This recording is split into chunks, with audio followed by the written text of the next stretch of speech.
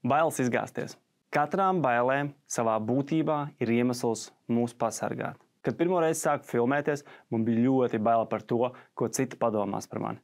Uztraucos, ko viņi teiks un kā mani kritizēs. Taču apdomājot savas bailes dziļāk, sapratu, ka man ir svarīgi veidot pēc iespējas kvalitatīvākus video. Tādējādi bailes mani motivēja radīt arvien labākus darbus. Arī no citiem esmu neskaitāmas reizes dzirdējis par bailēm no izgāšanās.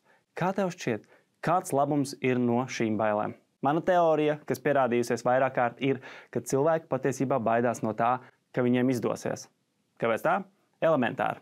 Cilvēki, kuriem neizdodas, atgriežas sākuma punktā ar jauniegūtu pieredzi, taču problēmas sākas tad, ja izdodas. Proti, tu vairs nevari atgriezties tur, kur biji, jo esi ticis nākamajā līmenī. Katru reizi, kad mums izdodas, mēs pakāpjamies soli uz priekšu un mēs nespējam atgriezties tur, kur bijām. Tas ir daudz bailīgāk par neizdošanos, jo nāksies visu laiku apgūt ko jaunu, lai tiktu galā ar nākamajiem izaicinājumiem. Ko darīt, lai mazinātu bailes no izgāšanās? Nosaki sev skaidrus un konkrēti izmērāmus mērķus. Pārāk vispārīgi vai nekonkrēti mērķi var radīt bailes no izgāšanās, tāpēc ir svarīgi noteikt sasniedzamus un galvenais izmērāmus mērķus, kuri tev šķiet reāli.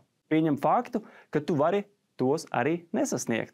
Tas it kā liekas pretrunā mērķtiecībai, tad pieņemot faktu, ka vari izgāzties, radīs iekšēju mieru. Dalies ar savām sajūtām ar kādu uzticamu cilvēku. Citi var sniegt atbalstu vienkārši uzklausot vai pastāstīt ko tādu, ko tu vēl nezini un kas tev var noderēt ceļā uz savu mērķi. Apzinies savas spējas un neesi pārlieku kritisks pret sevi. Tā vietā, lai koncentrējoties uz to, ko vēl nevar izdarīt, fokusēs uz to, kas tev ir pa spēkam. Nepastāv neizdošanās.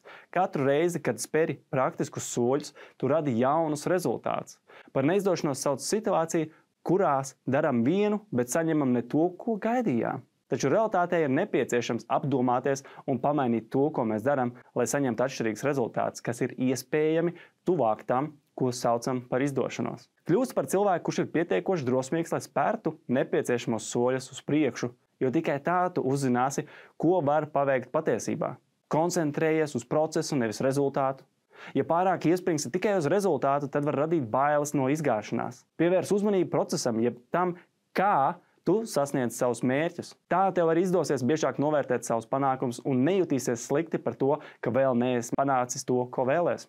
Bailes no izgāšanās patiesībā sevi slēp bailes no izdošanās.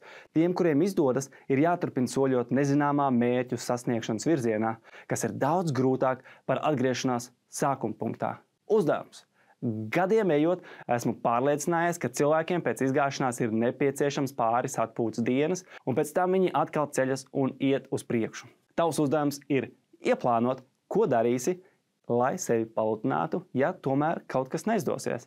Lai pēc tam, kad neizdosies kaut ko sasniegt, tu varētu veltīt pāris dienas pārdomām, jo visus sasniegt nav iespējams, taču vienmēr vari turpināt no tās vietas, kur apstājies.